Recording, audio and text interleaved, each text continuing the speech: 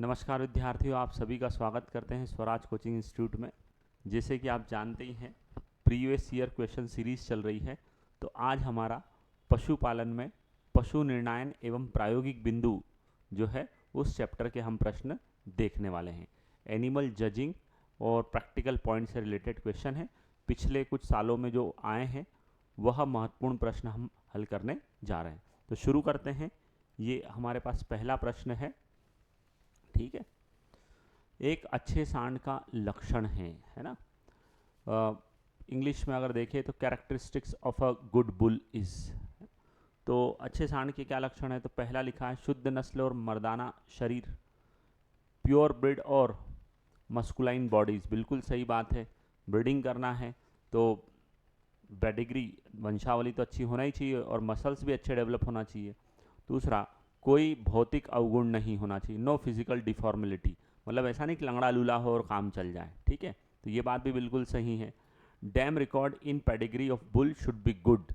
सांड की वंशावली में माँ का रिकॉर्ड अच्छा होना चाहिए। मतलब जो सांड आया है उसकी जो माँ थी उस माँ के अच्छे गुण होना चाहिए, तभी तो वह अच्छे गुण वाली संतान उत्पन्न कर पाएगा। तो ये सभी गुण, मतलब इस प्रश्न का सही उत्तर डी, उपरोक्त सभी, डी ऑप्शन करेक्ट है, ऑल ऑफ दिस। अगला प्रश्न देखते हैं।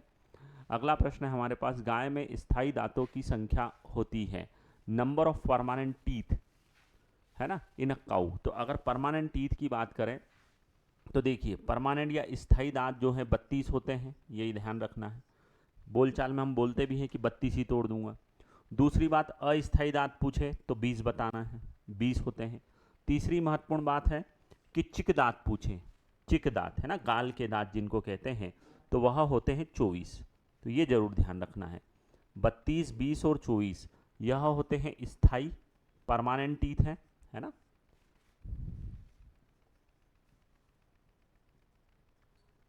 और अगर हम बात करें तो ये है टेम्पररी, अस्थाई। और ये तीसरे जो हैं इनको हम चिक दांत कहते हैं। चिक दांत के अंदर हम बात करें तो मोलर और प्री मोलर दोनों को इंक्लूड करते हैं। मोलर और प्री मोलर दांतों को मिलाकर चिक दांत कहा जाता है। तो दिए गए प्रश्न का बिल्कुल सही उत्तर है हमारे पास में कौन सा? सी वाला, 32 इसका करेक्ट आंसर है। साथ में हमने दूसरे अन्य प्रश्न भी देखे हैं। चलो अगले प्रश्न की तरफ बढ़ते हैं। अगला प्रश्न है, भारतीय नस्ल की एक अच्छी ओसर गाय में होना या होनी चाहिए, a good heifer cow of Indian breed should have which of the following. मतलब एक अच्छी गाय बनना हो, है ना, तो उसके अंदर जो कैरेक्टर होना चाहिए वो क्या है? तो भाई सबसे पहला है कि जन्म के समय भार 15 से 20 किलो। नहीं यार, ये कम है ना। बर्थ वेट जो है 15 से 20 किलो, गाय में 20 से 25 किलो होना चाहिए, है ना, 20 से 25 किलो। तो ये बात तो गलत हो गई। दूसरा, प्यूबर्टी एज, है ना, age of sexual maturity 10 month, मतलब प्यूबर्टी एज, परिपक्वता की उम्र 10 माह। 10 माह बहुत जल्दी हो जाएगा, परिपक्वता इतनी जल्दी नहीं आना चाहिए। कम से कम वह 1.5 साल की उम्र पर आए तो ज़्यादा अच्छा है। तो ये दूसरा गुण भी अच्छी बात नहीं है। तीसरा, अच्छी वंशावली होना चाहिए, बिल्कुल सही बात है। Pedigree should be good, pedigree should be good. तो हमारे पास में इस क्वेश्चन का सही आंसर कौन सा हो गया? 3 वाला, 3 वाला मतलब C, C is the correct answer for that question. Next question की तरफ बढ़ते हैं। अगला प्रश्न है, गो पशुओं में उम्र निर्धारित करने हेतु कौन से दांत प्रयुक्त होते हैं? Which of the following teeth are used for age determination of cattle. देखो, मार्केट जाते हैं, बाजार, तो बाजार में अगर पशुओं के उम्र ज्ञात करना है तो अप्रोक्सीमेटली उम्र हमको पता चलती है, पहली बात, कंफर्म नहीं चलती है। जो एज रहती है उनके बीच में 6 महीने का गैप मिलता है। 6 महीने एक्चुअल, और जो हम डिटरमाइन करेंगे उनके बीच में कितने महीने का गैप हो सकता है? 6 महीने का। अब अगर हम मुंह के अंदर दांतों की बात करें तो जो सामने वाले दांत होते हैं उन दांतों को हम कहते हैं इंसीजर। इंसीजर को हिंदी में कहते हैं क्रंतन दांत। दूसरे होते हैं कैनाइन, जिनको हम कहते हैं कील दांत। तीसरे नंबर पर होते हैं प्रीमोलर, जिनको हम कहते हैं अग्रदांडे। और चौथे नंबर पर आते हैं मोलर, जिनको हम कहते हैं दांडे। उम्र ज्ञात करने में सबसे ज़्यादा इंपॉर्टेंट रोल जो प्ले करते हैं वह कौन से दांत हैं? क्रंतन दांत, इंसाइजर, है ना। तो दिए गए क्वेश्चन में अगर हम बात करें, which of the following teeth are used for age determination in cattle, तो कैटल के अंदर एज डिटर्मिनेशन में हमारे लिए जो काम के दांत हैं वो कौन से? क्रंतन दांत, जिनको इंग्लिश में कहते हैं इंसीजर। तो इस क्वेश्चन का सही आंसर हमारे पास में बी है। ठीक है, चलो अगले क्वेश्चन की तरफ बढ़ते हैं। भैंस में स्थायी क्रंतन दांतों का प्रथम जोड़ा कब आता है? देखो, क्रंतन दांतों की बात करें ना तो ये अस्थायी भी होते हैं और दूसरे क्या होते हैं? स्थायी।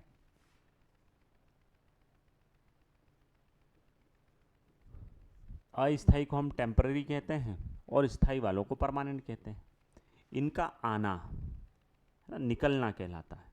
तो हम बोलते हैं कि 1 सप्ताह, 2 सप्ताह, 3 सप्ताह और 4 सप्ताह, क्योंकि क्रंतन दांतों के कितने जोड़े होते हैं? 4। क्रंतन दांत 4 जोड़ी होते हैं। एक बार में ही सारी दांतों का कार्यक्रम ही नहीं पड़ जाएगा।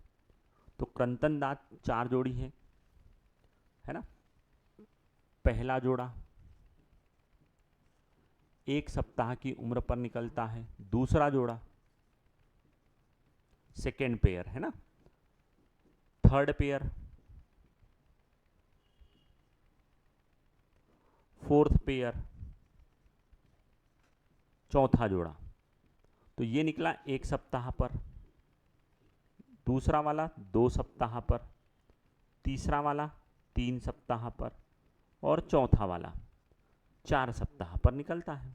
तो ये टेम्पररी है, इनका निकलना है ना, इरप्शन हो रहा है, निकलना। अब ये घिसते हैं, इरप्ट होते हैं, घिस जाते हैं। तो घिसना, तो भाई पहला जोड़ा जो है वह 10 माह पर घिसेगा, 15 माह पर, दूसरा 18 माह पर और ये घिसेगा 21 माह पर।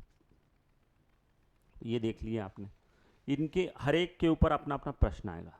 जो पहला जोड़ा होता है उसको सेंट्रल या केंद्रीय बोलते हैं, जो दूसरा होता है उसको मध्यवर्ती बोलते हैं, तीसरा है उसको पार्श्वीय लेटरल बोलते हैं और चौथा जो है उसको हम क्रोन कहते हैं, क्रोन। तो ये क्रोन हो गया, ये लेटरल हो गया, ये मिडिल हो गया और ये सेंट्रल हो गया। ठीक, और ये उनके निकलने और ये उनके घिसने के टाइम हो गए। अब अगर हम देखें तो हमारे पास में अगला जो है वो स्थाई है। तो स्थाई जो है वो निकलना, और क्वेश्चन में भी आपको स्थाई ही पूछा है, तो ये ध्यान देना कि स्थाई है कि अस्थाई। ठीक है, तो अगर हम देखें तो स्थाई जो जोड़ा है वो लगभग 2 वर्ष की उम्र पर निकल आता है। ये लगभग 2.5 से 3 वर्ष की उम्र पर निकलता है। ये 3.5 से 4 वर्ष की उम्र पर निकलता है और ये 4.5 से 5 वर्ष की उम्र पर निकलता है। फिर ये घिसना शुरू होते हैं। तो घिसना शुरू होंगे तो हम देख रहे हैं ये घिसता है 6 से 7 पर, ये 7 से 8 पर, ये 8 से 9 पर और ये 9 से 10 वर्ष पर। तो ये वाला चार्ट जो आप देख रहे हैं ना, ये दांतों के ऊपर आने वाले सभी प्रश्नों का जवाब देता है। बस इतने से अपना काम हो जाता है। अब अपना क्वेश्चन है उससे बात करते हैं कि स्थाई, तो स्थाई मतलब यहाँ पर क्रंतन दांतों का कौन सा जोड़ा? प्रथम। प्रथम मतलब ये पहला वाला। तो पहला वाला जोड़ा कब निकला? 2 वर्ष पर। अब 2 वर्ष पर निकला है तो इसके लिए हमारे पास में ऑप्शन में क्या है? तो ए ऑप्शन में 20 महीने हैं, बी में 34, 40 और 48। तो 34, 40 और 48 तो बहुत बड़े हो गए। 12 दूनी 24, एक महीने में, सॉरी एक साल में 12 महीने और 2 साल में 24, तो 12 दूनी 24। ठीक है, तो 24 के पास वाला उत्तर हमारा कौन सा हो गया? ए वाला, है ना। तो दूसरा जोड़ा जो है वह 20 माह की उम्र पर निकल आता है। तो उपरोक्त प्रश्न का सही उत्तर 20 मंथ, ए वाला ऑप्शन है। ठीक है, चलो अगले प्रश्न की तरफ बढ़ते हैं। श्रेणीकर कार्ड विधि में दुग्ध तंत्र को कुल कितने अंक दिए जाते हैं? The total marks given to memory system in score card method. Score card method जिसको हम गुणांकन विधि भी कहते हैं, यहाँ पर श्रेणीकरण बोर्ड कार्ड कहा है, गुणांकन पत्र विधि। तो गुणांकन पत्र के बारे में बता दूं कि गुणांकन पत्र में आदर्श पशु को अंकों का योग 100 मिलता है। ठीक है, आदर्श पशु का योग कितना हो गया? 100। दूसरी महत्वपूर्ण बात हमको क्या याद रखना है गुणांकन पत्र, तो गुणांकन पत्र भरते समय पशु से हमको लगभग 10 फीट दूर रहना है। तीसरी महत्वपूर्ण बात है कि गाय के गुणांकन पत्र में सबसे ज़्यादा नंबर आयन संस्थान को दिए गए हैं और वह है लगभग 34। तो 34 अंक आयन संस्थान को मेमोरी ग्लैंड सिस्टम वाले हिस्से को दिए गए हैं। तो दुग्ध क्षरण तंत्र को इन्होंने कितने नंबर देकर रखे? 34। तो यहाँ पर हमारे पास 20, 30, 40, 50 अंक हैं। तो हमारा बिल्कुल सही आंसर कौन सा यहाँ पर बैठेगा? 30 वाला। तो बी जो है इस प्रश्न का बिल्कुल सही आंसर है। यहीं पर एक और चीज़ मैं आपको बता देता हूँ कि अगर 60 से कम नंबर आते हैं पशु को तो उसको हम खराब मानते हैं। 60 से 80 नंबर लाता है तो सामान्य मानते हैं। 80 से 85 नंबर लाता है तो उसको हम गुड या अच्छा मानते हैं, है ना। 85 से 90 नंबर लाता है तो हम उसको वेरी गुड मानते हैं, बहुत अच्छा मानते हैं। और अगर 90% से ज़्यादा बनेगा तो फिर वो है एक्सीलेंट, सर्वोत्तम।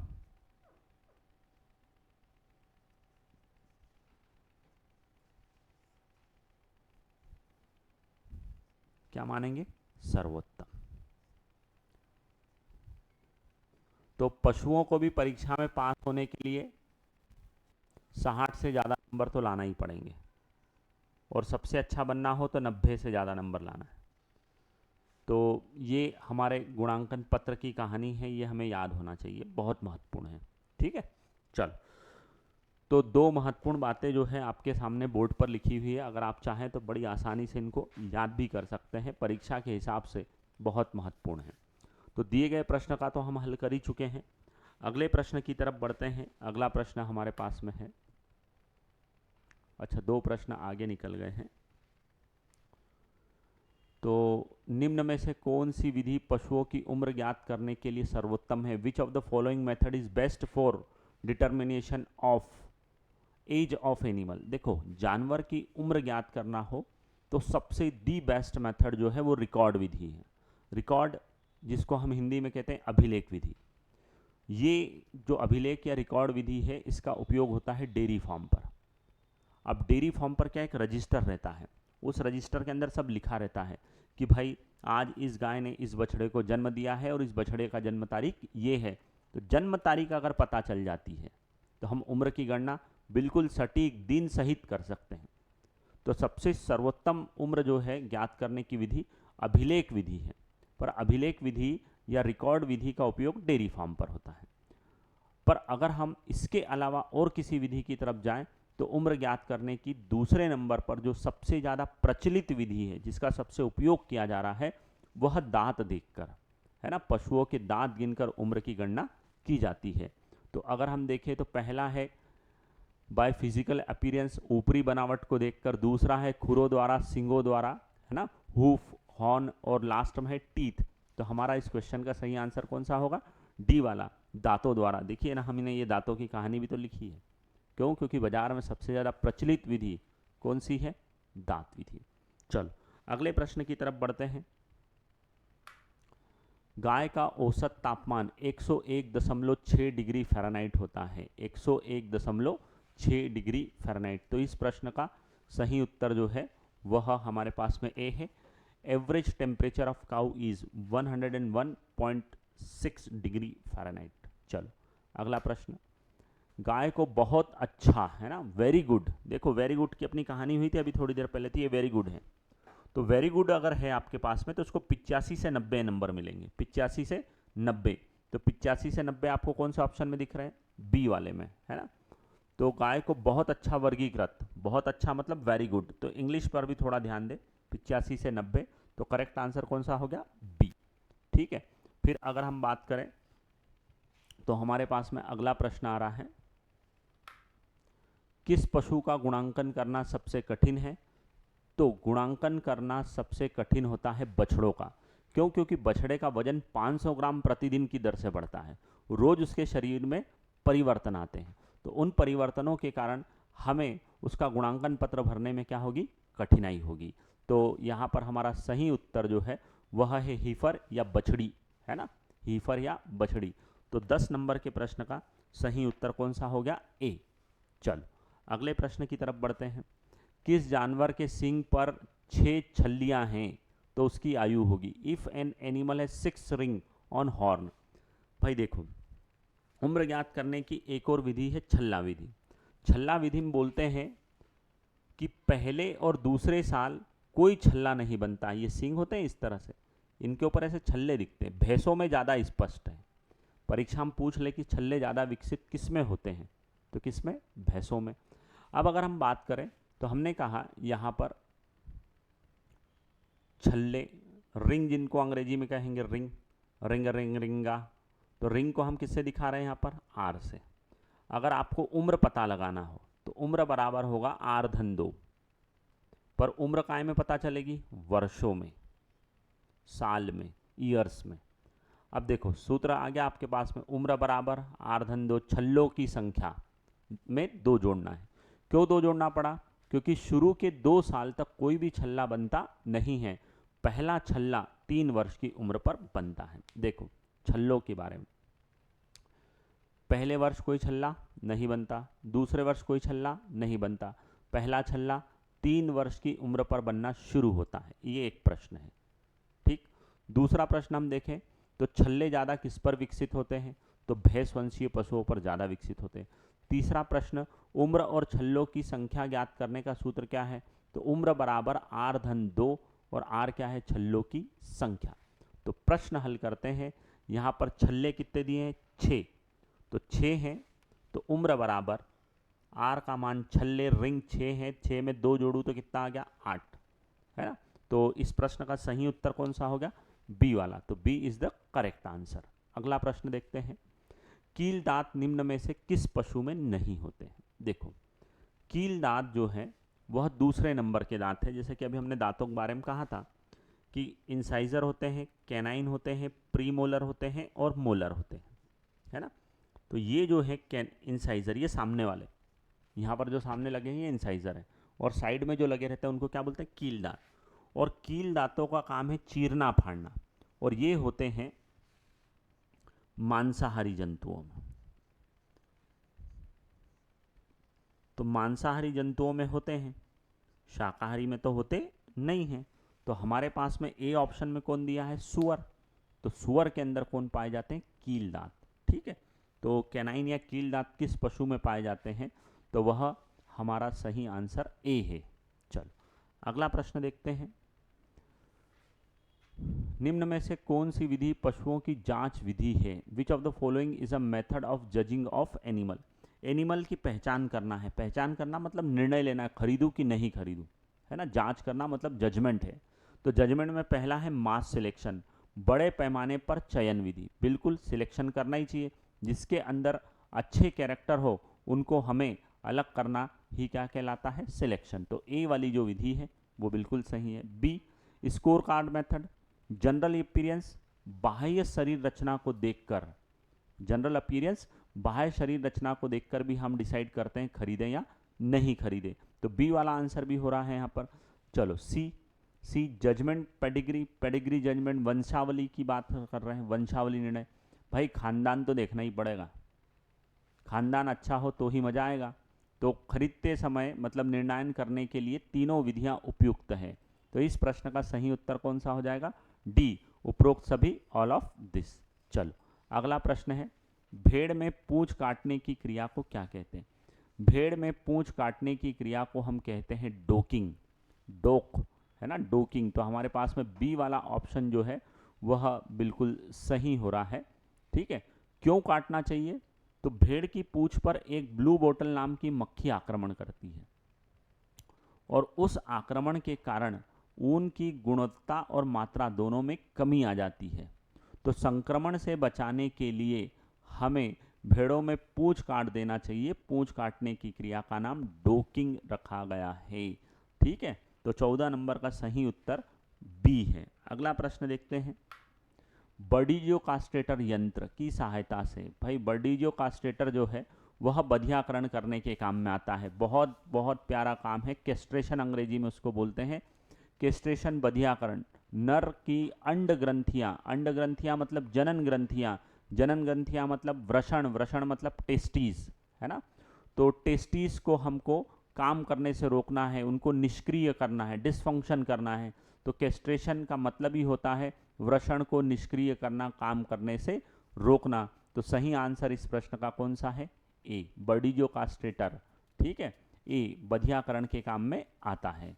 चलो अगला हमारे पास में प्रश्न है, सींग हटाने हेतु कौन सा रसायन उपयोग किया जाता है? देखो सींग हटाना है तो सींग हटाने को पहले तो कहते हैं डी हॉर्निंग, सींग रोधन।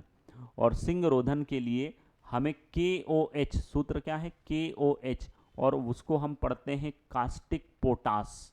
कास्टिक पोटास इसका बिल्कुल सही आंसर है। Common chemical used for dehorning, तो हमारे पास में कास्टिक पोटास है ना, डी ऑप्शन में लिखा हुआ है कास्टिक पोटास, जो कि बिल्कुल सही आंसर है। चलो अगला प्रश्न देखते हैं।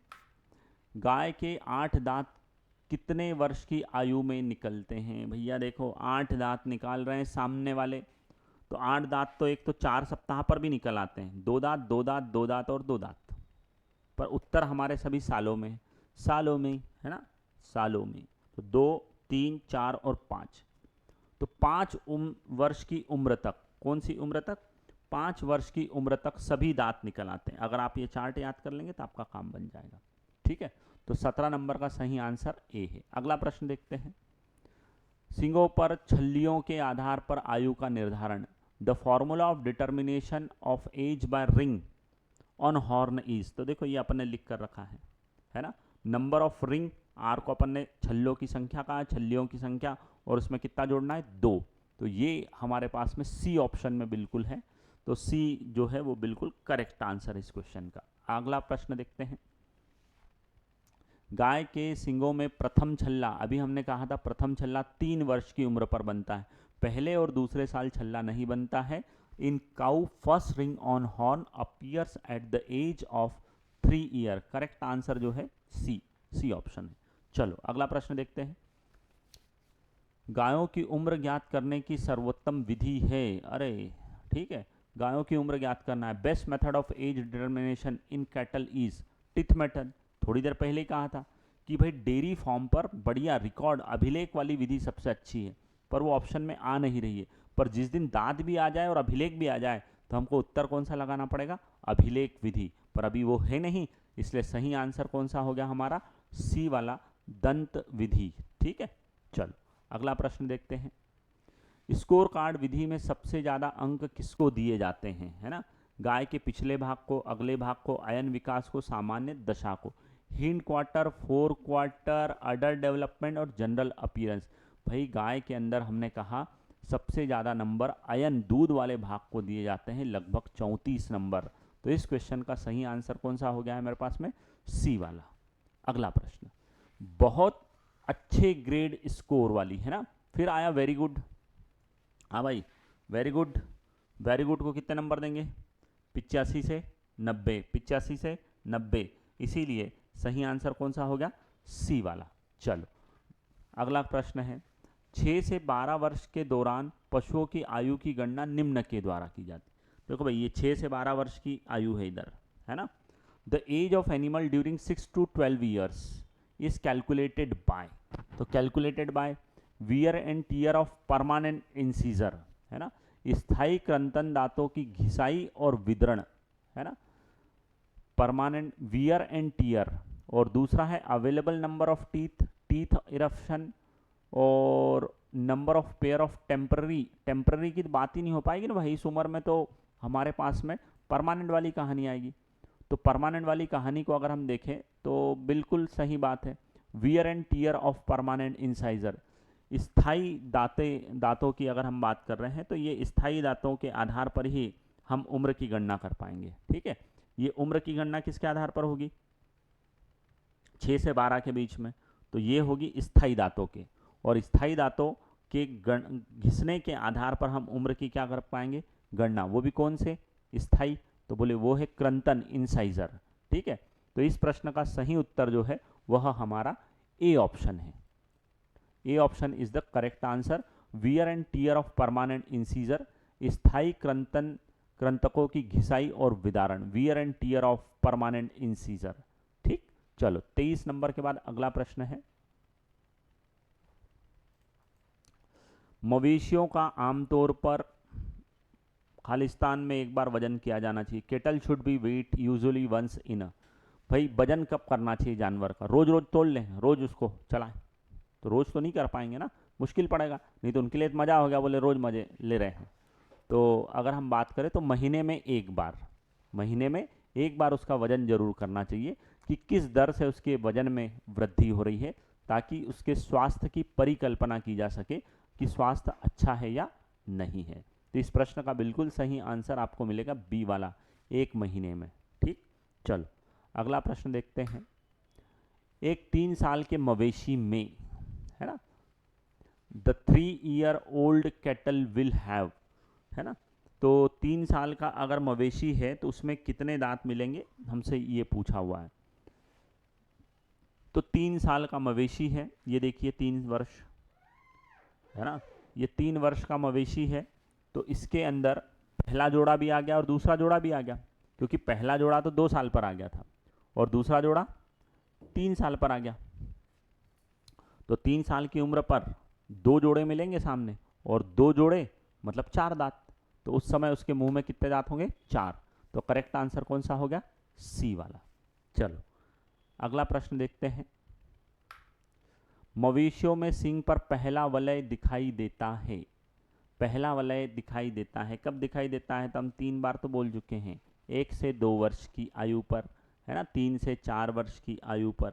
तो अगर हम बात करें तो हमें 2 साल तक तो कोई छल्ला दिखता नहीं है, छल्ला दिखना कब शुरू होगा, 3 साल की उम्र पर। ठीक है, तो उत्तर कौन सा लगाना पड़ेगा मुझे, 3 से 4 वर्ष की आयु पर पहला छल्ला दिखाई देता है। ठीक है, चलो 26 के बाद में अगला प्रश्न है, मवेशियों में चवर्णकों के छठे जोड़े, है ना, 6th छठे जोड़े में दिखाई देते हैं। The 6th pair of molar in cattle, cattle के अंदर जो मोलर की हम बात कर रहे हैं, तो मोलर, वैसे तो मोलर 3 जोड़ी होते हैं, है ना, पर इन्होंने छठे जोड़े लिखा है, मतलब 6 दांतों में तीसरे वाले की बात कर रहे हैं।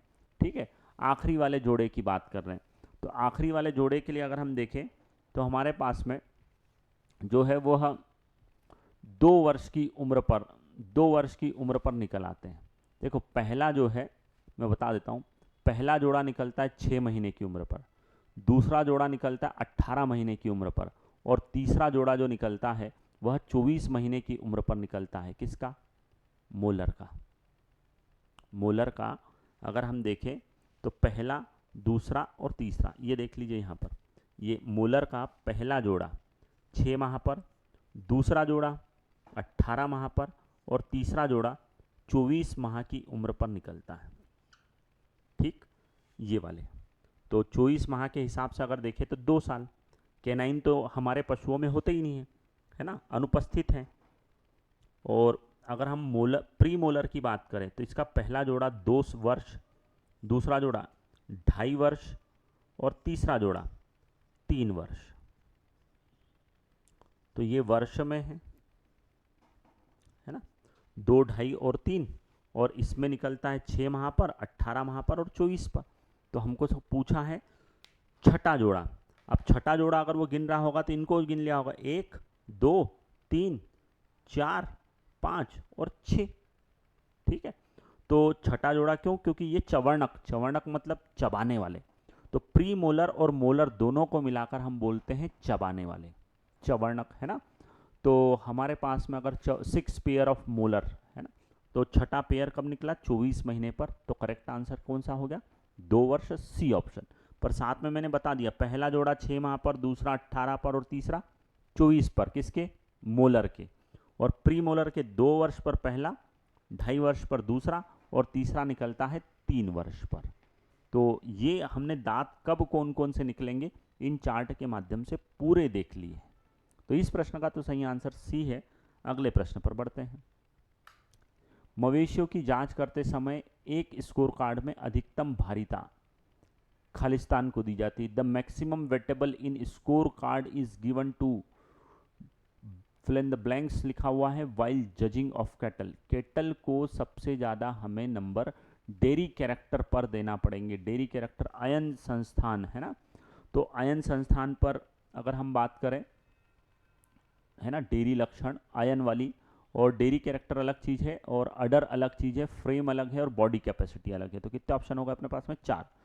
तो शरीर क्षमता, उसके बाद में फ्रेम, उसके बाद में अडर। अडर को हिंदी में धन लिख कर दे दिया है ना, इसको आयन भी कहते हैं। तो यहाँ से हमको एक नई बात पता चलती है कि अडर को धन भी कहा जाता है। तो सबसे ज़्यादा जो है वह हमें गाय के गुणांकन में महत्व देना है। किसको? धन को, आयन को। आयन को सबसे ज़्यादा नंबर, आयन संस्थान को 34 नंबर मिलते हैं। सबसे ज़्यादा वेटेबल वही है, इसलिए इस क्वेश्चन का सही आंसर सी है, सी। ठीक है, चलो 28 क्वेश्चन सॉल्व हो चुके हैं हमारे। अगला प्रश्न देखते हैं। मवेशियों को पहचानने के लिए प्रयोग किया जाने वाला एक हिस्सा है। The hook region used for judging cattle is seen towards, है ना। तो अगर हम बात करें तो पशुओं के ऊपर आपने देखा होगा, पहचान बनाने के लिए गांव में कई बार जो नर पशु होता सांड छोड़ते हैं तो उसके पीछे वाले पुट्ठे पर त्रिशूल बना देते हैं। तो कहाँ चिपकाना है, कहाँ पर निशान बनाना है पुट्ठे पर? तो स्तन पर, अडर पर नहीं बनाना चाहिए, पैरों पर नहीं बनाना है, कहाँ पर बनाना है? पुट्ठों पर, पुट्ठों पर, जिसको हम रंप बोल रहे हैं। ठीक है, तो इसका सही आंसर कौन सा हो गया? डी वाला। चलो अगला प्रश्न है। मवेशियों की उम्र को सींग के छल्ले देखकर निर्धारित किया जा सकता है। बिल्कुल सही बात है। The age of cattle can be determined by the observing the horn ring, पर इससे करेक्ट वैल्यू पता नहीं चलती है। दूसरा, in the case of an Indian cow, फिर भारतीय गाय के केस में कुछ बोल रहे हैं। भारतीय गाय के मामले में if 2 horn ring are seen on each horn, है ना, एक सींग पर 2 छल्ले दिखाई दे रहे हैं। What will be the approximately age, है ना, हिंदी में पढ़े तो प्रत्येक सींग पर 2 सींग के छल्ले दिखाई देते हैं, तो अनुमानित आयु होगी। अब देखिए, अनुमानित आयु की अगर हम बात करें तो हमारे पास में सूत्र है कि भाई 2 छल्ले हैं तो 2 में 2 जोड़े तो कितने हो गए? 4। 4 साल, मतलब 2 छल्ले आपको दिखाई दे रहे हैं, मतलब 4 साल या उससे थोड़ी सी उम्र क्या रहेगी? ज़्यादा। तो इसलिए सही आंसर कौन सा हो जाएगा हमारा? A option. तो ए 4.5 वर्ष बिल्कुल सही आंसर होगा इस क्वेश्चन के लिए, ए ऑप्शन रहेगा। ठीक है, चलो अगला प्रश्न देखते हैं। अगला प्रश्न क्या है? एक वांछनीय है कि एक अच्छी डेयरी गाय में, it is desirable that good dairy cow has a, अच्छी डेयरी काउ में क्या होना चाहिए? तो पहले लिखा फीरियस लुक, जंगली रूप होना चाहिए। भाई दूध देने वाली गाय जंगली थोड़ी नहीं दिखना चाहिए, तो ये तो नहीं हो पाएगा, है ना। दूसरा, वोलेटाइल टेम्परेचर, है ना, वोलेटाइल टेम्परामेंट, टेम्परेचर गलती से पड़ जाए, टेम्परामेंट, है ना, परिवर्तनशील स्वभाव। ऐसा नहीं होना कि आज अच्छी रह रही और कल अपने से बिगड़ गए, बोले कल नहीं है, तो ये ऐसे स्वभाव वाली नहीं चाहिए। C, gentle docile look and mild temperament, शांत होना चाहिए, विनम्र रूप होना चाहिए और सौम्य स्वभाव वाली होना चाहिए। तो बढ़िया वाली गाय, डेयरी काऊ का हमको ऐसा ही स्वभाव चाहिए, और ज़िंदगी में भी अगर हमको गाय की ज़रूरत पड़े तो ऐसी ही गाय की आवश्यकता पड़ती है। तो सी जो है इस क्वेश्चन का बिल्कुल करेक्ट आंसर है। चलो अगले प्रश्न की तरफ बढ़ते हैं। अगला है, मवेशियों में स्थायी क्रंदन दांतों का पूरा सेट, है ना, in cattle full set of permanent incisor, permanent incisor का जो फुल सेट है वो किस उम्र पर निकल आता है? तो वह निकल आता है 5 वर्ष पर।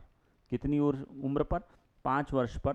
तो इस क्वेश्चन का सही आंसर जो है मेरे पास में ए अवेलेबल होगा। तो A is the correct answer for that question. चलो अगला प्रश्न देखते हैं विद्यार्थियों। अगला प्रश्न है हमारे पास में, पूर्ण मुंह या फुल माउथ मवेशियों में कितने स्थायी क्रंदन दांतों की उपस्थिति को इंगित करता है?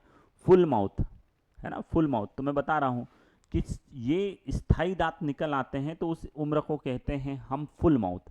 तो 5 से 6 वर्ष की उम्र को फुल माउथ कहा गया है। फुल माउथ पर पशु की उम्र होती है 5 से 6 वर्ष। और उस समय कितने दांत हैं? तो बोले 4, 4 नहीं 4 जोड़ी। 4 जोड़ी मतलब 8। तो करेक्ट आंसर कौन सा हो गया? बी वाला 8। जोड़ी में पूछता तो जरूर हम 4 बताते, पर दांत पूछे हैं तो कितने बताना पड़ेंगे? 8। तो बी जो है इस क्वेश्चन का करेक्ट आंसर है। चलो अगले प्रश्न की तरफ बढ़ते हैं। बछड़ों में डिसबडिंग की उम्र होना चाहिए, है ना। बछड़ों में हमको सींग काटना है। बछड़ा सींग थोड़ी नहीं लाता, छोटी छोटी कलियां लाता है सींग की। तो वो जो सींग की कलियां हैं उनको हटाना है हमको, ठीक है। तो उनको हटाने के लिए हमें किस उम्र पर हटा देना चाहिए? तो हमें शुड बी डन किस उम्र में करना चाहिए? तो 15 से 20 दिन की उम्र तक, मतलब 2 सप्ताह की उम्र तक हटा देना चाहिए। कितने? 2 सप्ताह की उम्र तक हटा देना चाहिए। तो इस प्रश्न का सही आंसर जो है वह हमारे पास में कौन सा है? सी वाला। चलो अगले प्रश्न की तरफ बढ़ते हैं। उपचार से बेहतर सुरक्षा है, इसके अंतर्गत आता prevention is better than cure, है ना। रोकना है, उपचार नहीं कराना है। तो बीमारियों से बचना हो तो हम क्या बोलते हैं कि बचाव कर लो। जैसे मान लो खूब पानी गिर रहा है तो पानी में मत भीगो, तो आप अपने आप को क्या सर्दी खांसी से बचा रहे हो, तो प्रिवेंशन है, ठीक है। तो रोगों के नियंत्रण का उपाय है, नियंत्रण है ना, कंट्रोल मेजर्स, कंट्रोल मीजर्स है, बीमारियों से बचने का, नियंत्रण का एक उपाय है। तो इस प्रश्न का सही आंसर जो है अगर हम देखें तो बचाव है ना, प्रिवेंशन मेजर है, कंट्रोल नियंत्रण और बचाव, तो बचना है ना। तो बचना मतलब प्रिवेंशन, तो प्रिवेंशन का उपाय है ये। तो ए वाला उत्तर जो है इसके लिए बिल्कुल सही होगा। चलो अगले प्रश्न की तरफ बढ़ते हैं। यह हमारे पशु निर्णायन एवं प्रायोगिक बिंदु का सबसे आखिरी प्रश्न है। आखिरी प्रश्न पढ़ें उसके पहले मैं आपको बता देना चाहता हूं कि बहुत ही सरल प्रश्न परीक्षा में पूछे जाते हैं। आपको ज़्यादा से ज़्यादा जो है इन प्रश्नों को और इनके आसपास के प्रश्नों की जानकारी एकत्रित करना चाहिए जो कि आपको लेक्चर के दौरान बताई गई है। तो अगर आप इनसे छोटा सा नोट्स बना लेते हैं तो आपके लिए वो बहुत प्रभावकारी रहेगा। तो इसी प्रभावकारी बात के साथ में अंत में पूंछ का आधार से काटना किसे कहते हैं? तो देखो, है ना, cutting of tail from the base is called, अभी थोड़ी देर पहले भी पढ़ा हुआ है, डोकिंग कहलाता है पूंछ काटना। तो आपको यहाँ पर पता चल रहा है कि प्रश्न मिलते जुलते ही आते हैं। तो अगर हम इन प्रश्नों की अच्छे से तैयारी करते हैं तो हो सकता है आने वाली परीक्षा में जो भी प्रश्न हम देखें वो इनमें से ही कहीं ना कहीं मिल जाएंगे। तो यह था हमारा पशु निर्णायन एवं देखरेख प्रबंधन। तो इसी के साथ आज का यह प्रोग्राम समाप्त होता है। मिलते हैं किसी नए लेक्चर के साथ में। धन्यवाद।